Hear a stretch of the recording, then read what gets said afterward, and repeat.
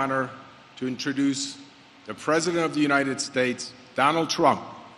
And I'm proud to be an American, where at least I know I'm free.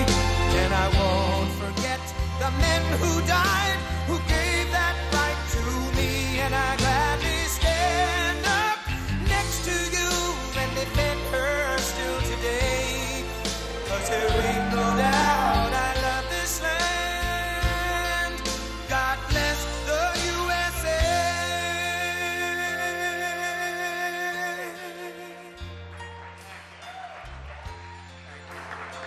Thank you very much, everybody. It's a great company, and it's an honor to be with you. And we traveled with Darius. He's a great chief executive. He's a great businessman. Done a tremendous job with your company. But I'm thrilled to be here in the fantastic state of Arizona. I love Arizona. With the incredible crew. I had some good moments here, especially on Election Day. It was a good moment, right? But they're incredible, patriotic, and hardworking men and women of Honeywell. Moments ago, we saw the brand new production lines where you're making high-quality N95 respirators, and they are made to perfection. There's no bad masks, like various countries have been sent some very bad masks from other places. There's nothing like that at Honeywell. Respirators are there to protect our heroic doctors and nurses as they fight the unseen enemy. More than 150 Honeywell employees are working around the clock, 3 shifts a day, 6 days a week. You are the greatest industrial, and think of this, what you've done. You're part of this incredible industrial mobilization, the biggest since World War II. Hard to believe for an invisible enemy. But it's a vicious enemy, smart enemy. Like generations of patriots before you, the workers of this factory are pouring their heart and their soul and their blood into defending our nation and keeping our people healthy and safe. You make America proud. You really do, and I want to thank you very much. That's why I'm here.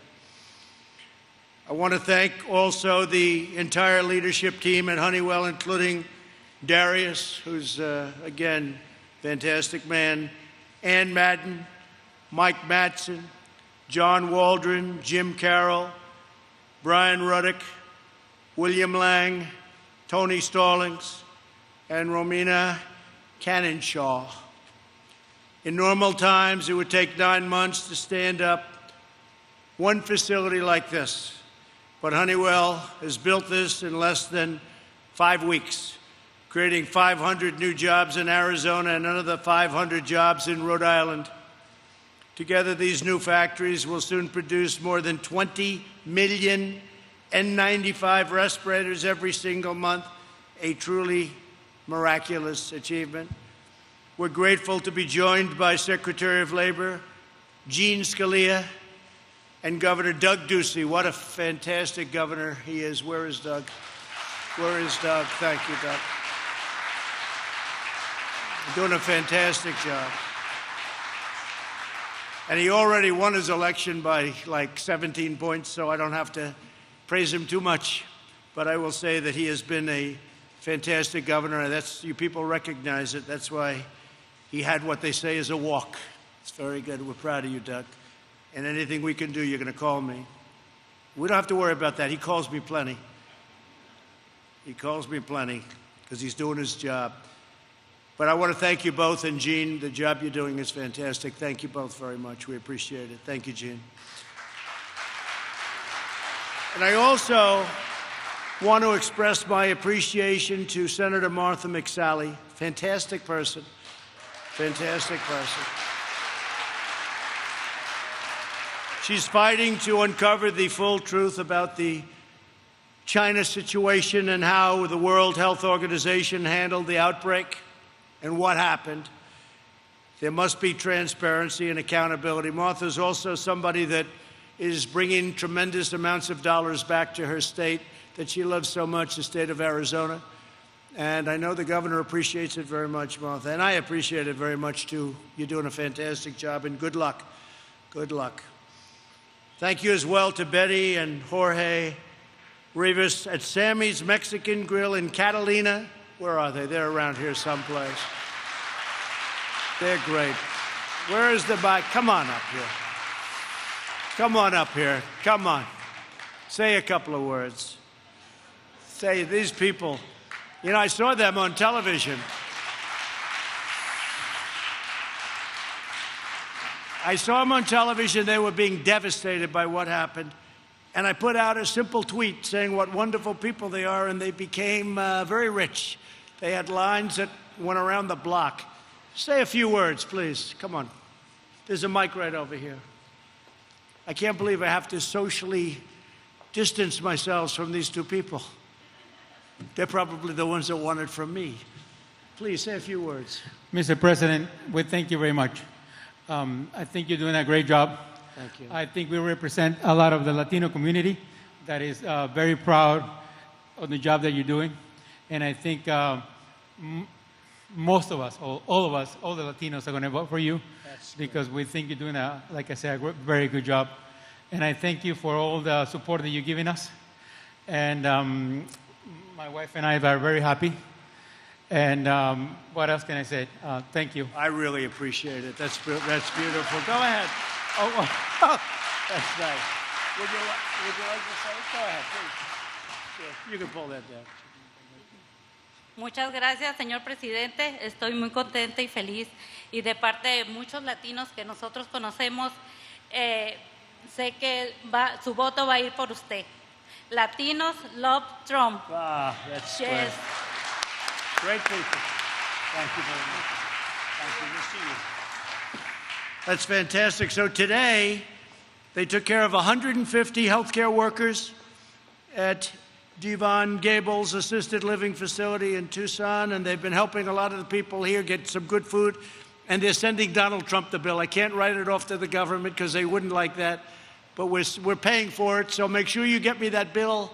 But we have, they are just two terrific people. Again, I saw them on television, and they were having a rough time, and now they're doing great. Everybody knows who they are, and they have lines of people wanting to get in.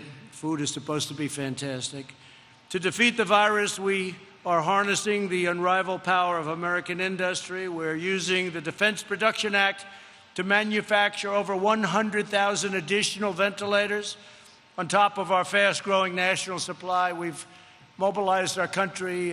Ventilators are very hard to make, very complex, big, very expensive. And we are now at a point where everybody in this country that's needed a ventilator, right, Doug, has gotten it, especially here in Arizona, everywhere. And Doug's had some extra ones, and he sent them to other places where they needed some help. But we have gotten ventilators to everybody, and now we're actually helping other nations, and we're using them for stockpiles in case this horror show ever happens again. But not a single American who's needed it. I mean, I'm so proud of that. Because when we started with, I use the expression, the cupboards were bare. That means ventilators, and it means a lot of other things. So we're doing something very dramatic, and there hasn't been anything like what we've done since there's a mobilization since World War II. We've dramatically accelerated development of new therapies and potential vaccines, Johnson & Johnson, Oxford, great places, and we have 90 clinical trials underway and hundreds more on the way, and something's going to happen. Tremendous progress is being made. I don't want to talk about it until it's there. We don't want to talk too soon, but I will say, Doug, they really are. They're really, Darius, they're really making progress. You know some of the companies. They're great companies. You know the Johnson & Johnson folks have been really fantastic. They want to get to it fast. So we'll see how it all comes out, and we'll all know very soon, and I think it's going to be a very positive event. Through FEMA, HHS, and our private sector partners, we're equipping our frontline medical workers with more than 70 million N95 respirators, 112 million surgical masks, 7 million face shields, 18 million gowns, and nearly 1 billion gloves. Today we hear from a few of Honeywell's extraordinary workers who are leading the charge to equip our healthcare heroes and marshal our manufacturing might. That's what it is. It's a manufacturing might that we haven't seen for a long time. Bruno Aguinaga worked at another company for 22 years, but he jumped at the chance to support America and America's war against the virus right here at Honeywell. He's wanted to work at Honeywell always, and he had his chance. Now he is a first-shift team leader. Bruno, please come up and say a few words. Bruno?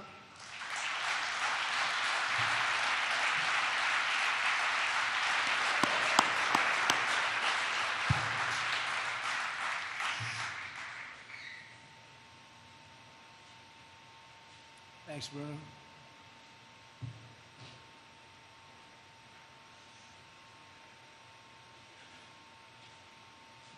First off, we want to say thank you, Mr. President, from the Aguinaga family. Good. Folks, so I'm here today to just kind of let you know a little bit of my background and the company that I left to support the N95 mask and the fight against COVID-19 with Honeywell.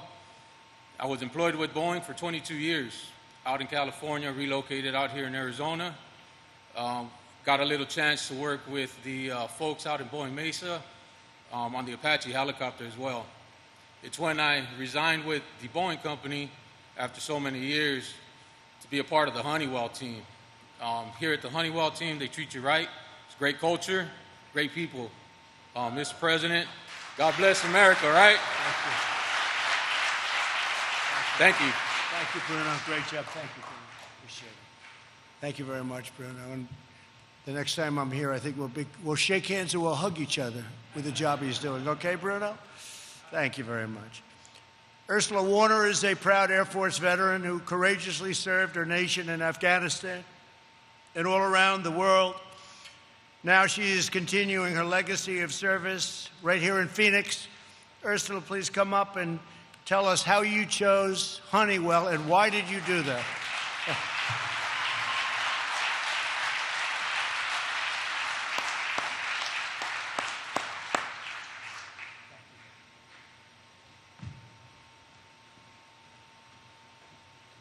Good afternoon. My name is Ursula Warner. I am an operations supervisor here at Honeywell for the N95 site. I have spent over 20 years serving our country, the United States Air Force. Thank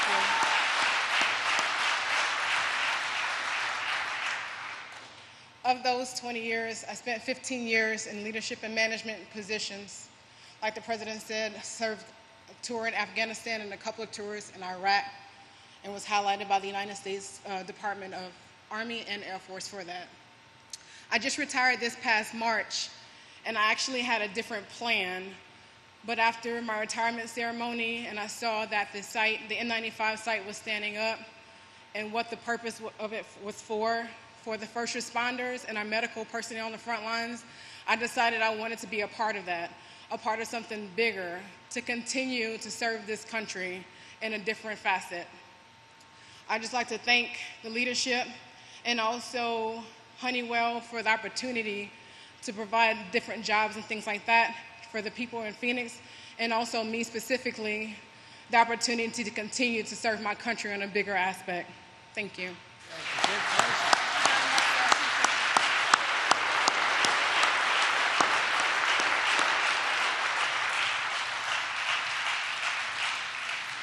She was retired for about 2 days. Retired. Look how young you are. Retired. Thank you very much. Great job, Ursula. Eric Parks is a Marine Corps veteran and the operations manager at Honeywell's new facility. This is a highly personal mission for Eric. His mother is a nurse. His mother-in-law is a nurse. His brother is a paramedic, and his daughter is about to start her first year of medical school at the University of Arizona. That's one of the great schools. Eric, please come up, please. Thank you.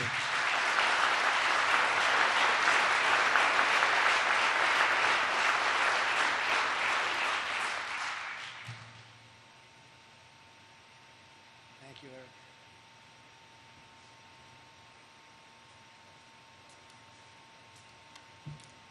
Good afternoon, ladies and gentlemen. My name is Eric Parks, and like Mr. Trump said, I am the operations manager here at this facility. First and foremost, I'd like to thank Mr. Trump for giving this nation the resources, leadership, and guidance that we've needed to navigate through these unprecedented times. Thank you. Thank you very much. Secondly, and more personally to me, I want to thank Honeywell for giving me the opportunity to serve my country again.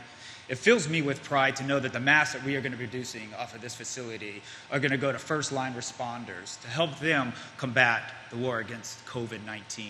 Like Mr. Trump said, this is very personal for me. My mother is a nurse. My mother-in-law is a nurse. My brother is a combat veteran and a paramedic in Tucson, and my daughter has decided that she too is going to carry forward the family tradition of serving. The black shirts that the team down here is wearing says, "The future is what you make it." And I am very honored to be a part of the team that is going to make the future safer, not only for my family, but for many others as well. Thank you. Thank you.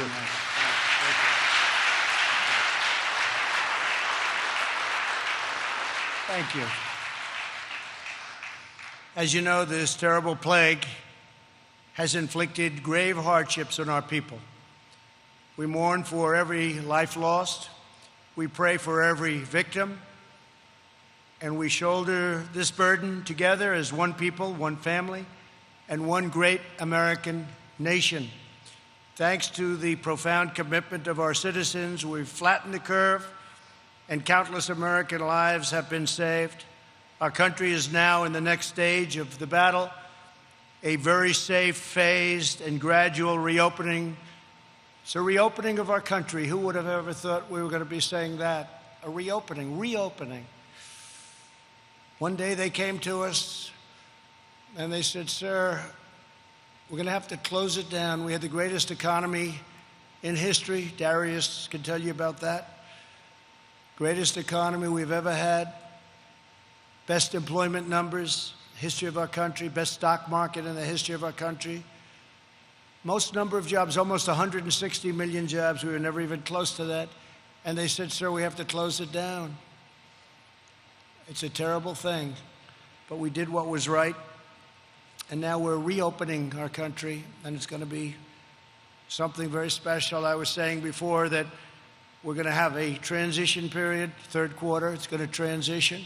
Fourth quarter is going to be very good, we think, very good. And I think next year we're going to have one of the strongest years we've had in a long time. And that's my ambition, to get it back to not only where it was, but to beyond where it was. And I just want to thank all of the people at this incredible company and this incredible plant. This pandemic has underscored the vital importance of reshoring our supply chains and constructing a powerful domestic manufacturing base. I've been talking about that for a long time. Oftentimes you'd see a plant like this in a different country doing the work you could be doing, and you'll do it better. The United States declared its independence nearly 250 years ago, but in recent decades, Washington politicians allowed our independence to be offshored, outsourced, and ceded to foreign countries. But we're taking it back, and we've been taking it back. And you look at our job numbers, you knew that we were taking it back. When we got up to almost 160 million, something had to be happening. One of the things that happened was we were taking it back. We know it matters where something is made, and we want essential medicine, supplies, and equipment to be manufactured, produced, and made right here in the good old USA. My administration believes in two simple rules: buy American and hire American. In the 20th century, Honeywell workers helped make America the world's greatest manufacturing superpower. This is a great company, and it played a very big role. Now in the 21st century, right here in Phoenix, Arizona, you're reclaiming the noble heritage and writing the next chapter of this incredible American story. And you have a great governor to lead your way, and you have a great senator to lead your way. You have a lot of people that are leading your way. It was the men and women of Honeywell whose craftsmanship made it possible for Charles Lindbergh to fly across the Atlantic and for Amelia Earhart to break boundaries in the sky. It was the men and women of Honeywell who built the periscopes, mortar sights, and autopilot systems that powered American warriors as they battled the forces of tyranny and fought to victory in the Second World War. And it was the unstoppable workers right here at Honeywell that helped our brave astronauts plant our American flag on the face of the moon, and we're getting ready to do it again. But we're really using the moon as a landing pad for its journey and our journey together to Mars. It's happening very soon. Now it is one more time for the men and women of Honeywell who are supplying the weapons, the armor, the sweat, and the skill in our war to defeat the new invisible enemy, a tough enemy, a smart enemy. But nobody's like us and nobody's tough like us. And I said it before and I'll say it again. The people of our country are warriors.